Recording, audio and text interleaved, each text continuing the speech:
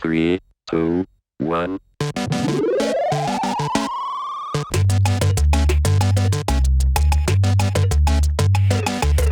You're listening to the DBAD movement. This is the Don't Be a Dickhead podcast, episode 22. I'm John Gilbert. I'm Iain Thompson. And I'm Alex King. Here we are. And we're going to be talking about the topic of sport. Sporty sport. It's a big, broad topic at the moment. A lot of people are missing the sport at the moment because we're during the COVID-19 lockdown. So I think it's a great opportunity for us to iron out a few wrinkles in our behaviour. I'm not missing the football. Quite Did you say a football or the football? The football. Oh, right, okay. Yeah. Yeah, there must be a lot of pent-up anger out there. I've got to say, when this came up as a topic, I did think I'd like to nominate the biggest dickheads with sport are dickheads. And I'll tell you why. Me and my dog... We're jumping in with deep insight here. Yeah.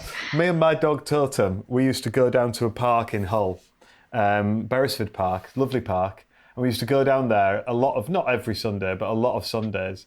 And the reason why we go down there is two reasons. One was it's a nice walk, and there was often a cricket match being played or something, which was fine. The other reason was there was a football team that regularly used to play there. I presume it was their home ground.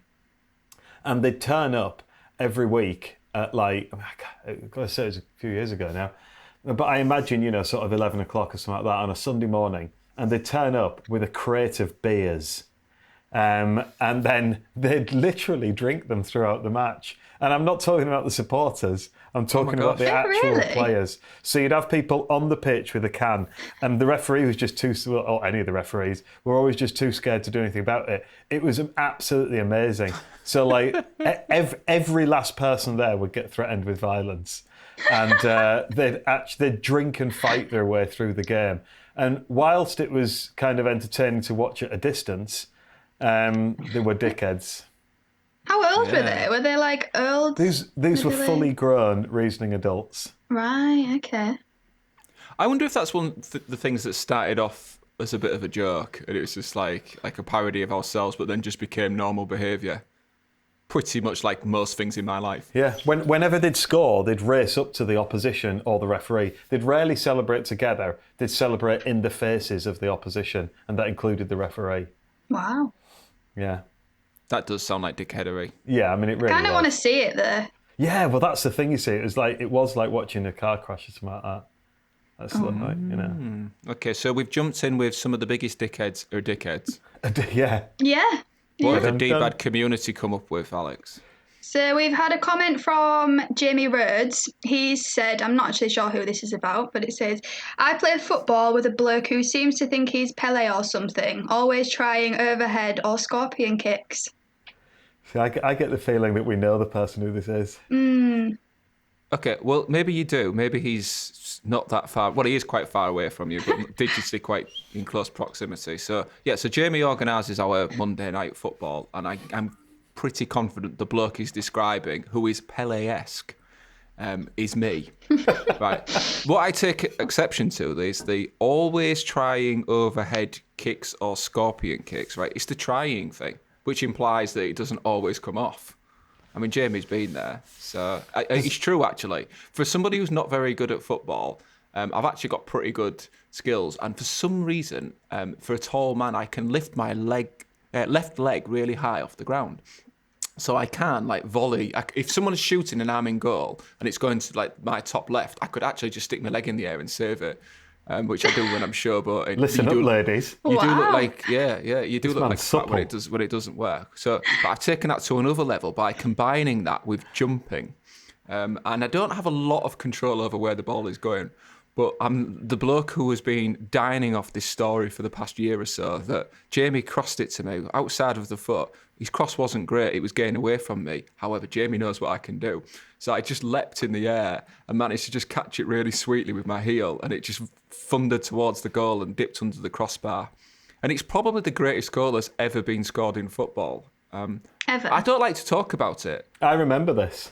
I feel like I've heard it a few times. I have told everybody about this goal. I've heard this story quite a few times. Yeah. The morning afterwards, John said me he'd happily never play football again because he felt like he'd completed it. Yeah. I've reached the pinnacle. I've reached the absolute pinnacle. So, yeah. But I mean, you know, what? Sometimes that might be an illogical decision. In fact, actually, in my limited footballing career as a 14-year-old, I played for a team called Lambeth Vikings, and I tried to do that in a game, and the manager told me off. We were 36-0 down already at that point. So I figured that there was not much to lose, so we may as well try and showboat when we've got our confidence that high. So I'm guessing the dickheadery here then, from what Jamie sees, is it was a fluke, and now you think that you're on par with Pele. The only dickheadery going on, Alex, is you using the word fluke around my goal. How many times has it gone in? Well, I only tried it once. Okay. In that situation. 100% of the times. Okay, on fair enough. on that particular occasion, I only tried it once and it went in. There have been other occasions where I've tried it and it's missed. Okay. But that, to me, look, this is the... Okay, call me a dickhead, right? But I'm not a great sportsman. Do it. But I just had... yeah, good resistance there, guys. But I have one crowning achievement in the sport of football. Let me have it. No, it's very good. You see, we play on a Sunday, just a friend game, like, you know, a group of friends get together and play every Sunday, and we've got a couple of guys who like would literally hate that. Like even when it went in, you'd still get told off for trying it. They don't even like it when you make long passes, particularly. They like to keep it really simple because they worry about the time you don't pull it off. That sounds really boring. Yeah, exactly. So you've got to fight against them. You need John to play against them. Yeah, I think they'd be livid. So I want to join Ian's football group because it sounds incredibly well organised. It's. I mean, not as much these days, but it certainly used to be. It's the most organised football game, I'd say, anywhere on the globe, and I'm including like the World Cup final and things like that. So it's all digitised. So when you ask so there's no like who's going to pick first and things like that. Everything's computerised. When a text goes out midweek to ask if you're playing that weekend, and you reply yes or no, there's drop-down lists. You pick your name, and then it immediately assigns you a team, and it makes sure that the teams are completely even. Because then after each game, then you tell it how many goals you scored, whether you won or lost or drew, and it works out your rating depending on all of this information. And so then for the next week, then the teams again are even. So really, it should be a draw every week. It rarely is because it doesn't account for things like hangovers or people trying scorpion kicks. But all things being equal, then it gets you even teams every week. And then added to that, then the nights out are incredible. We have, I remember one time we did it at a place in Hull that's sadly shut down now called Cardoma, and our end of season do was there, and they have a projection screen coming from the Guildhall that projects onto the entire side of the building. And we had the goals of the season, our goals of the season, projected up onto there. Just to reiterate, this is a Sunday morning kickabout. This is a Sunday morning kickabout. Yeah. We film it on 3 cameras every game, and the goals and highlights are all taken and put into a montage. Every single game are filmed on 3 cameras. There's a camera on each goal, and then there's one covering the whole pitch as well. That we have to tie up to a fence, high up. We have to climb a fence, basically, to tag it to tie it on every week. And am I correct in saying that you even had a podcast to review the matches? Sunday morning kickabout, not even part of an official league? No, and then on a Sunday evening, we would do a podcast where we would talk about the game and how it went, and, you know, yeah, we'd chat. Is this the same team that doesn't allow any other like special kicks or anything? Is this the team? The one where the guys don't like you. Yeah, I mean, we do allow it, obviously. You're allowed to do whatever you want. It's just a couple of the guys there don't like you doing it because they feel that you're giving the ball away too cheaply if you try anything extra special. So it would have been a controversial talking point had my goal gone in that. Yeah. Oh, did I mention my goal again? It had definitely got into the goals of the season montage. You'd have been playing there up on the side of the building. And it was great. The end of season we had casino tables there, free beer, free food. We had on the projector screen inside, we had FIFA going and a FIFA tournament. It's great. It's good. Yeah, everyone pays £4 a week, and then the end of season we've normally got about £800 to spend. So it's great. Yeah. Whereas let's just compare that to my Monday night football. So Jamie's system for picking the teams is he ranks us all in ability. and then he kind of just like he does like picking. So number 1 goes on one team, number 2 goes on the other team. Now Jamie keeps all this himself. He does the ranking individually, but on one of our Christmas nights out, he did start divulging details of the ranking system after a few beers. And one of the guys was so upset that he was ranked second from bottom that he then started a fight with a load of teenagers. we were winding him up, and I thought it was a joke and he was pretending to be angry about it. But in retrospect, I realised he was very angry about it. That's brilliant. I mean, why then? I'm not going to say his name, obviously. But This is the thing about sport, like how seriously like people take it. And when it does lead to aggression and things, and I think Sally Gilbert, she's mentioned that as well, sort of passive aggression and just general aggression in sport. I think it is dickheadery. I do understand that you do get passionate about it and things, but I think you've got to care, otherwise it gets a bit boring, but it does get silly. We've got a guy who, when things aren't going right for him, he takes his shin pads out and walks around the pitch hitting himself over the head with his shin pads. Oh, gosh. Something happened to him in childhood that's never been discussed. It's like sore losers as well. I think that's dickheadery. Yeah. So losers, I mean, it depends. I mean, they can spoil it and they can take the sweet taste of victory away if you're the winner, and then they're just kind of spoiling it. Or they can make it even better if they've been dickheads. Yeah, I am probably a sore loser, but it is dickheadery. I can imagine you being a sore loser, Alex. I can imagine you. I'm mindful.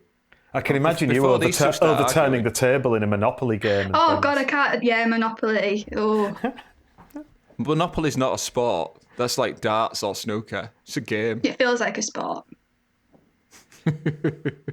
Well, it's taken us quite a while to mention any other sport other than football. Other sports are available.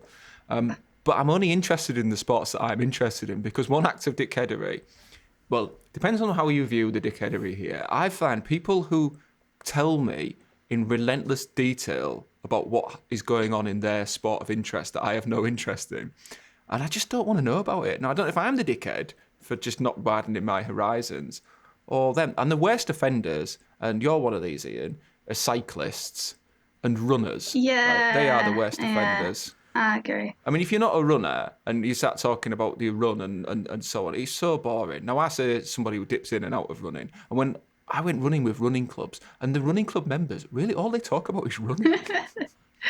John must hate it on Thursdays when there's me and Gavin in the office, both talking about cycling. He's livid. No, do you know what? I don't, because you don't try and involve me in it.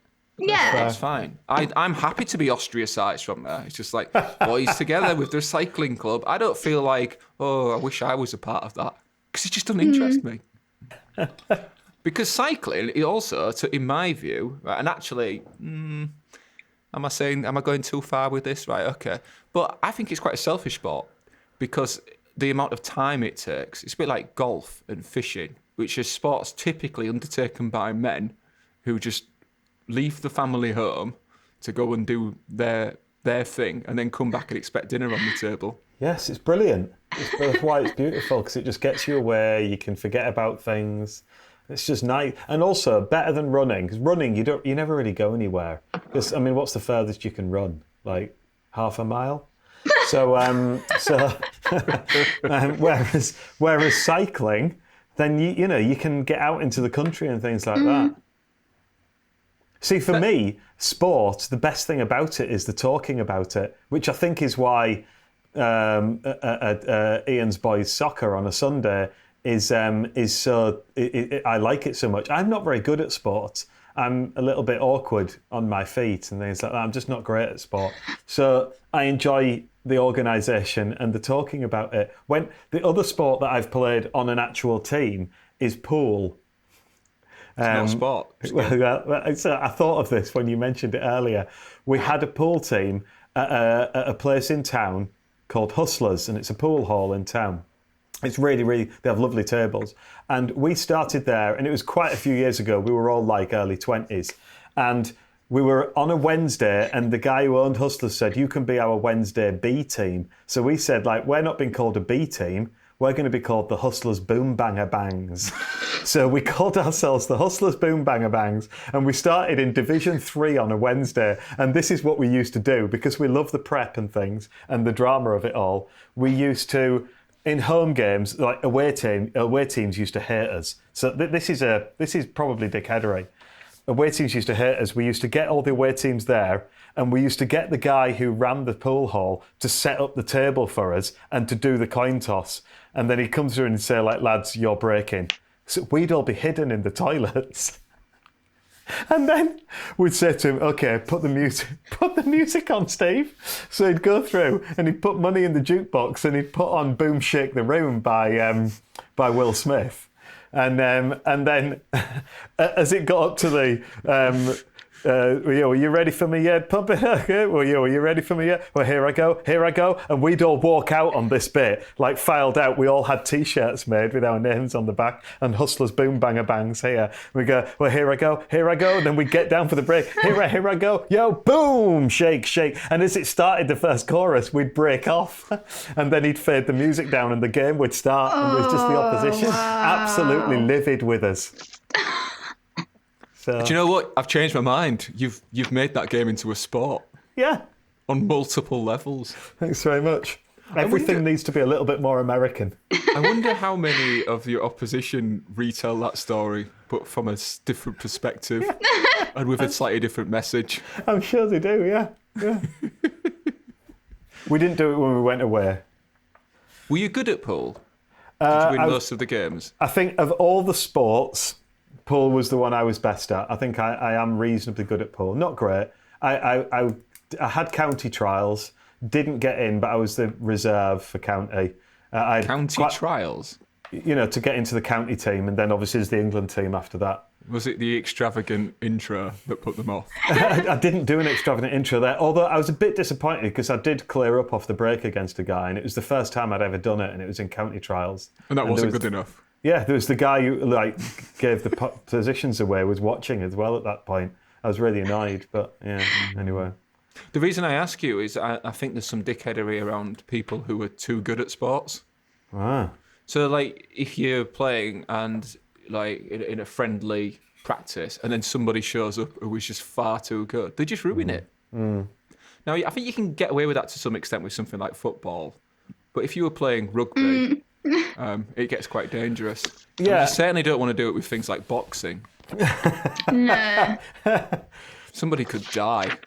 You see, I'd go the other way as well. I agree with you there that it's annoying when people do that, but it's also annoying when people are the worst player on the planet as well. So I have a relative, and I won't say who, they come up to stay with me, and they said, you know, shall I come and play football with you on the Sunday? And I said, you can if you want. And so he said, yeah, great. So I was like, brilliant. Okay, well, I'll put you down in the teams then. So I put him down in the teams. I rated him reasonably low because I'd seen him play once before, and I didn't think it would be great in comparison to some of the other players. So there's a human element to the artificial intelligence that is Equistat. Well, you've got to have a starting point. So you've got to put them somewhere, and then we always say over about 5 weeks, then Equistat will sort it out. We'll sort out where they should be. Which it does.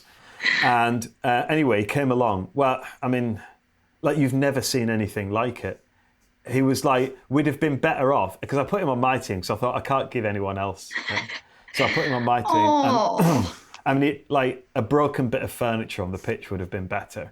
Like literally, like, I think the only times he touched the ball was when it hit him by mistake. And then what happened was, and, you know, there's no dickheadery there whatsoever. No dickheadery at all, because some people are good at things, some people are bad at things. I'm not very good at football. So, but I think I know what I'm bad at and what I'm all right at, so I'm able to sort of forge a position for myself. But, like, what is the dickhead behaviour is about 50 minutes into the 80-minute match, and bear in mind, none of us want to just be sat in goal for the entire 80 minutes, so we do 10-minute stints in goal. And I turned round, he was just sat at the side having a drink and having an orange. And I said, what are you doing? I said, and he goes, oh, I'm knackered. I've had enough. Thanks very much.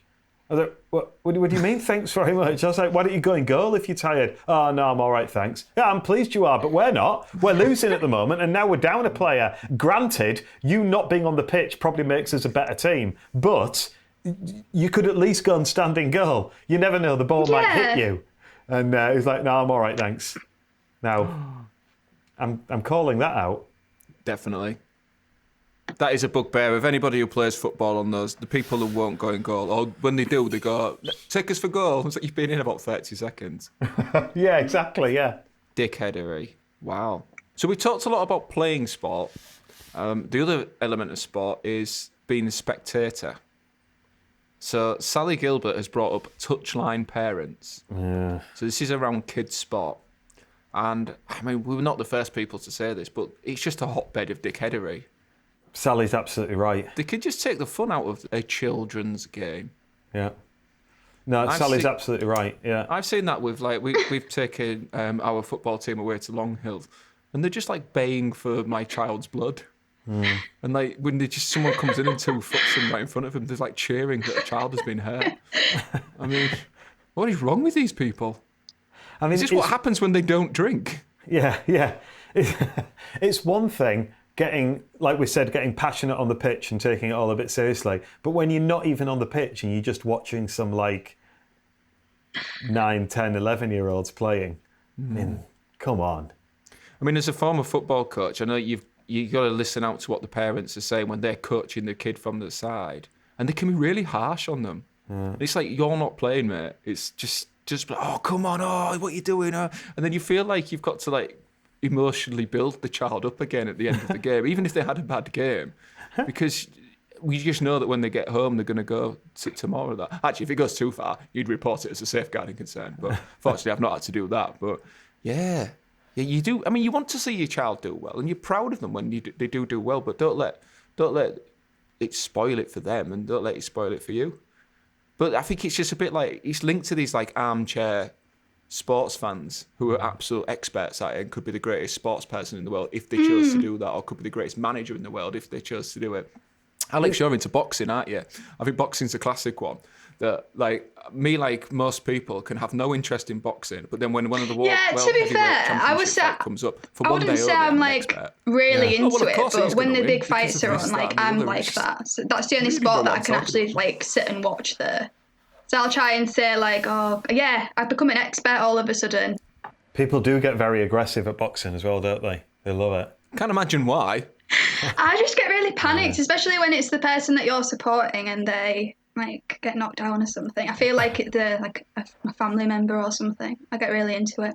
You see, watching people get beat doesn't really bother me as much. Like even watching my team get beat, if they're getting beat by someone who's better, like in boxing or in any sort of sport, if they're not trying their best or they're not doing very well, that gets me annoyed. Because it's not just, like we'd started talking about parents as well, but it's just like normal fans as well, isn't it? I always remember, I still do, go and watch Hull FC, and I always remember being sat in the like family stand, the West Stand one time, and I was getting really annoyed because they just weren't playing well at all. And there's a guy called Motu Tony who was like, he was playing at fullback, and it was maybe his last season or his penultimate season or something like that, and he was really having a bad run of a few games, and he was not playing well at fullback at all. Whenever the ball was kicked over, he was letting it bounce every time, so it was just causing mayhem at the back, and I was getting livid. And I always remember he let the ball bounce, and I was just livid, and I stood up and I screamed as loud as I could, "Tony, you're supposed to catch the ball!" But as soon as I opened my mouth and started talking, it was like the entire stadium went quiet. So every single person in the ground, I think, heard me. I mean, he virtually like stopped and looked over at me, and like you could, as I finished, you could hear all the crowd like go, "Oh," as in like, "That's a bit much, mate." Don't pick on our Tony. Yeah, don't get personal, mate, because I picked him out personally. Now, I didn't say anything like you're an idiot or anything like that. I just screamed, you're supposed to catch the ball. So I was maybe a little bit patronising. But I got told off about it, and you could, like, the entire crowd, opposition fans as well, like, you could hear Could you hear this, like, the rustling of somebody's collars as they were all shaking their heads? Yeah, exactly, yeah. It was quite embarrassing for me. I mean, and for Motu Tony, really. Yeah, he should have caught the ball. He should have, yeah. He could have Did avoided he it all. heed your advice? I'll be honest, I can't remember. I mean, we discussed on a recent podcast episode my penchant for giving out advice to professional sports people. So I'd like to know that they do at least take it on board. Exactly, yeah. But I mean, you're nowhere near as bad as some of the people that I've seen, particularly at football games, where they're absolutely baying. They seem to hate people they've never met just because they wear a different colour to the colour shirt that they like. Yeah. They'll just get particularly like away goalkeepers. They'll just undermine them all the way through the game. It's awful. I mean, some of these sports people, they can be 16, 17, 18. I mean, there's a lot to take when you've just got people shouting hatred, just horrendous stuff at you. But then at the end of the day, it's fine. And opposition fans do it to each other. How can you hate somebody just because they like a different team to you? I probably sound really naive right now. I'm just not as into sport. I have taken the liberty of preparing a top 5 of biggest sporting dickheads. Okay. Okay. So at number 5, I've gone for reckless players. So this is contact sports who will injure you. When I was younger, I didn't see that as much of a problem. However, a broken wrist and a few other injuries later, I'm starting to think, actually, this is quite serious because if somebody's messing about, they could put you out for months. It's not fun. But on that as well, I think dickheadery is when people dive. Where you can tell that they've not been touched even and then just like throw themselves to the floor. Especially like professional players. I'm like, get a grip. Like, it really annoys me. It's really embarrassing, isn't it, when it's on TV as Especially well? when it shows it in like slow motion and like that is just absolutely ridiculous. I tell you who's the worst at doing Dickheads. that. I know people talk about like a lot of the footballers, but there's a guy called Tom Daly. Right, nobody was even near him. Right, triple somersault and then not even much of a splash at the end of it. He's at least 10 metres away from anyone. Yeah. Number 4, delayers. Right, and this is just a dickheadery. It's just people who have to stop the game to tie their shoelace or something. Oh, I'm having an asthma attack. I need to use my inhaler or something. These like just slows it down. Once we've got into a rhythm, let's keep it going. I did once have to leave a game of squash to go for a poo partway through. Wow. But I figured that was better than the alternative. Have you seen the clip of Gary Lineker having a poo in the middle of a football game? Yeah. He did it in the World Cup. He did, yeah. Didn't he just like pull his shorts to the side and just like pull his shorts to the side so he could let the poo out? I mean, you can't just stop a game as big as that, can you? And say, right, I'm just going to the toilet. Just hold on. Fair. Yeah, I saw me doing that on like a Tuesday evening squash game, but not in front of 500 million people in a World Cup. He game. was the original Paula Radcliffe, it turns out. Number 3, sore losers. We've touched on that already. Yeah. But people who just kind of deconstruct a game and come up with reasons why they shouldn't have lost. But the worst sore losers I've experienced, again, this is a squash example, is when I beat somebody and then afterwards they take me back on court to coach me and show me all the mistakes I make. As though that somehow makes up with the fact that I beat them. Just undermine me. That'd be like after a football game, the 3 worst players putting a podcast together to say how everyone played. And comparing yourself to, which type of broken furniture did you play like today? Number 2, cheaters. Yeah. I mean, it's just not worth it. Speaks for itself. Yeah, you know, like if it's gone out for a throw in, it's gone out for a corner. The little micro cheats that people do on non-competitive sport. Well, I suppose competitive sport, but I mean unofficial sport. Yeah. Maybe I'm wrong on that one, and maybe that's my lack of competitive edge. But I mean, in that game of football that we played it in, I was still complaining about the fact that he'd gone out for a throw in and we'd conceded a goal because we were one defender down. Because instead of trying to tackle him, I was just waiting for him to do the honourable thing and give me the ball for the throw in, which had clearly crossed the line. Yeah, might cost us the match, that. And number 1, patronising people in sport, which is sore winners, who will say, oh, yeah, you're doing really well. You should keep doing this. And you're thinking, I've been trying for years, mate. It's not like this was my first time I've attempted to play this game. They might just be trying to be nice there. Well, yeah, I'm sure they are trying to be nice. But you don't need it. But then they end up After you've just lost, you don't need it. I don't want them to. No, yeah. I just want to do the post-shower routine and then go and never speak to each other again. It's controversial that that's at number 1, above cheaters. I think another thing that could have been on there is the way that people are with referees. So obviously, like, I know that some things happen and it can really annoy people when they're passionate about a sport.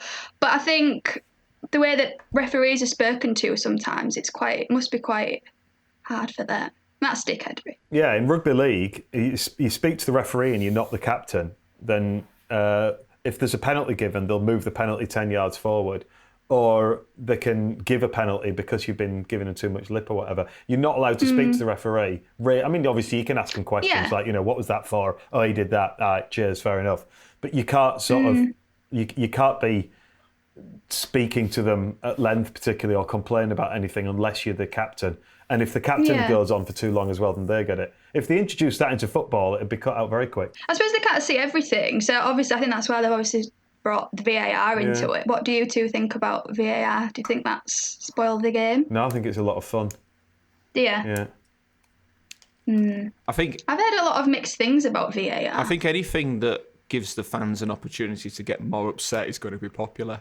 Yeah. That's what they want. They love to complain about things. Well, it's one act of entertainment. dickheadery that I do at professional football, and I've got this from my dad, and my dad and I do it together, and now my son started doing it, is when a refereeing decision goes against our team and everybody's going, oh, the ref don't know what you're doing, yeah, you're useless, mate. We'll go, actually, I think he made the right call. It wasn't our ball, it was theirs. And it's like, nothing winds people up like that. It's like they're looking at us going, you don't understand the rules. We're not actually want the correct decision. We want the right decision. And the right decision is it goes our way. Have you never been to sport before? That's why. That's why I'm not so good at the whole kind of post-match blokey thing. So I guess it all comes around to thinking that when it comes to sport, right, enjoy it. That's what it's there for. I do take your point about being competitive. So you want to do it, you'll enjoy it more if you feel like you've given it your all. And don't talk to me about cycling. Noted. So that's been episode 22 of DBAD. If you've enjoyed it, please remember to like, rate and review us on your favourite podcast distributor. But for now, I've been Iain Thompson. I've been John Gilbert. 3, 2, And I've been Alex King. And don't forget, everyone, Don't be be a a dickhead.